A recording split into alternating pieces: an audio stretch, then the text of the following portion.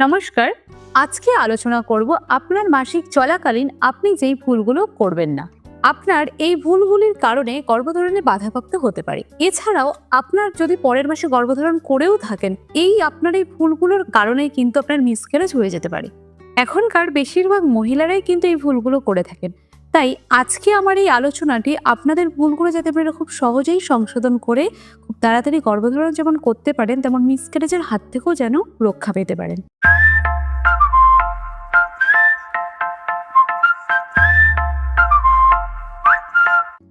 তাহলে এবার চলুন আমরা ভিডিওটির মূল আলোচনার দিকে এবার যাই।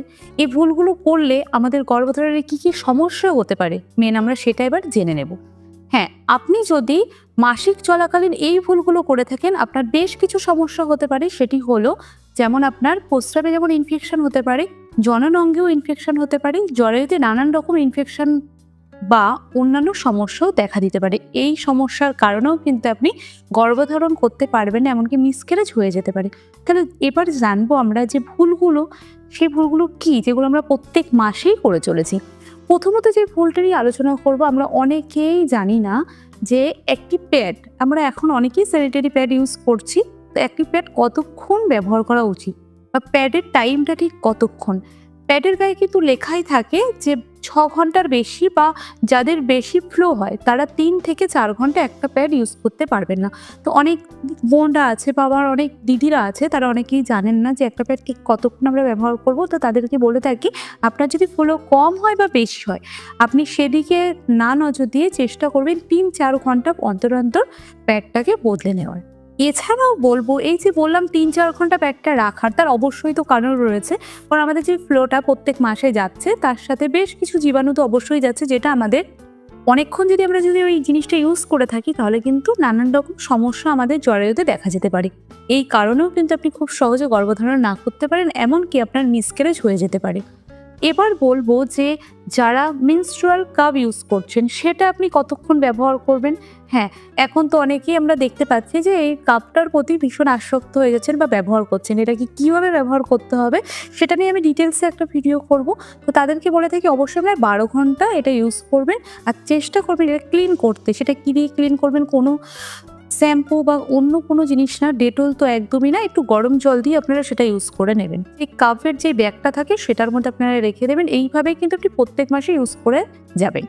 এবার আপনাদেরকে যে ব্যাপারটা বলবো, যে আমরা অনেকেই জানি না যে ব্যাপারটা, সেটা হলো এই যে ঋতুস্রাব চলাকালীন অনেকেই গ্রামে রয়েছে এখনো কাপড় ব্যবহার করছে, যেটা আমরা এর আগে করেছি বা মা দিদারা এরা ব্যবহার করেছে, কিন্তু আমরা এখন তাদেরকে বলে থাকি যে প্যাডটা ইউজ করুন। এবার অনেকের কাছেই হয়তো সেই অর্থ থাকে না বা তারা প্যাডটা ইউজ করতে পারে না।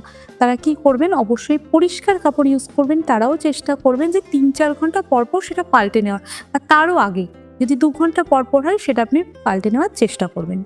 অবশ্যই আপনারা চেষ্টা করবেন হাইজিনটা মেনটেন করার। পরিষ্কার পরিচ্ছন্ন কাপড় যারা ব্যবহার করছেন সেটা ব্যবহার করার চেষ্টা করবেন। যারা প্যাড ইউজ করবেন তারা 3-4 ঘন্টা পরপর পাল্টে নেবেন, কারণ আপনাদের সুরক্ষা আপনাদের হাতে। এবার যে ব্যাপারটা নিয়ে বলবো, সেটা আমার অনেক দিদিভাইরাই খুব ভুগছেন, তীব্র ব্যথা। হ্যাঁ, এই পেটে ব্যথার ধরনটা ঠিক কেমন থাকলে স্বাভাবিক? যাদের প্রথম যেরকম ফ্লো হচ্ছে হালকা হালকা একটা ব্যথা, সেটা যদি একদিন স্টে করে খুব হালকাভাবে, সেটা কিন্তু খুবই স্বাভাবিক। এবার এখন অনেকে বলে থাকছেন, আমার কিন্তু ব্যথাটা তীব্র, মানে আমি সেটা সহ্য করতে পারছি না, এমনকি পিরিয়ড চলাকালীন আমি কোথাও যেতেও পারি না। তাহলে আমার কি করা উচিত? এটা দেখে অনেকেই বলেন যে আমরা আমাদের সময় এটা এর থেকে বেশি সহ্য করেছি। হয়তো হতে পারে আপনার জরায়ুতে কোনো জটিল রোগ বাসা বেঁধেছে, তার কারণেও কিন্তু আপনার এরকম ব্যথার সম্মুখীন হতে হচ্ছে। আপনি দেরি না করে অবশ্যই একজন গাইনোকোলজিস্টের সাথে পরামর্শ নেবেন। সে আপনাকে প্রেসক্রাইব করে দেবে অবশ্যই একটা ইউএসজি করিয়ে নেওয়ার। ইউএসজি করালে আপনি নিশ্চিত হয়ে যাবেন যে আপনার কোনো জটিল রোগ বাসা বেঁধেছে বা আপনি কোনো সিস্টের সমস্যার সম্মুখীন হয়েছেন কিনা। সিস্ট থাকলে আপনি কিভাবে গর্ভধারণ করবেন তারও ডিটেলসে আমি খুব সুন্দর একটা ভিডিও করেছি। আপনারা সেই ভিডিওটা দেখতে চাইলে আমি ডিসক্রিপশন বক্সে তার লিঙ্ক দিয়ে দেবো, সেই ভিডিওটি আপনারা অবশ্যই দেখবেন। এবার যাদের পিরিয়ড চলছে তারা বলছেন যে আমাদের এই তীব্র ব্যথা সহ্য না করে আমরা মেডিসিন নিচ্ছি। তো তাদেরকে একটাই কথা বলবো, কোনো ডাক্তারের পরামর্শ না নিয়ে আপনারা যেমন মেডিসিন একদমই নেবেন না, সেরকম আপনারা যেটা ইউজ করতে পারেন সেটা একটা হট ব্যাগ ইউজ করতে পারেন। কোমরে ব্যথা হচ্ছে, হালকা পেটে ব্যথা হচ্ছে, সেই ব্যাগটা আপনারা ইউজ করতে পারেন। আর পর্যাপ্ত পরিমাণে জল খাবেন। আপনাদের জল খাওয়াটা এই সময় বিশেষ জরুরি। এবার যে ব্যাপারটা নিয়ে বলবো, সেটা বিয়ের পর যারা বলছেন যে পিরিয়ড চলাকালীন কি মিলিত হওয়া যাবে বা স্বামী স্ত্রী একসাথে সময় কাটানো যাবে, তো তাদেরকে একটাই কথা বলবো, একদমই না। কেন কি এই সময় যে ফ্লোটা আমাদের বের হচ্ছে না, সেটার মধ্যে অনেক জাম থেকে থাকে, যেটা আপনার স্বামী স্ত্রীর উভয়েরই সমস্যার সম্মুখীন হতে হবে। উভয়েরই দেখা গেলো ইনফেকশন সৃষ্টি হয়ে গেল। এই কারণে আপনার যেমন জটিল রোগ তো দেখা যেতেই পারে, গর্ভধারণে কিন্তু আপনার ভীষণ বাধাপ্রাপ্ত হতে পারে। এই জিনিসগুলো আপনি অবশ্যই মেনে চলবেন।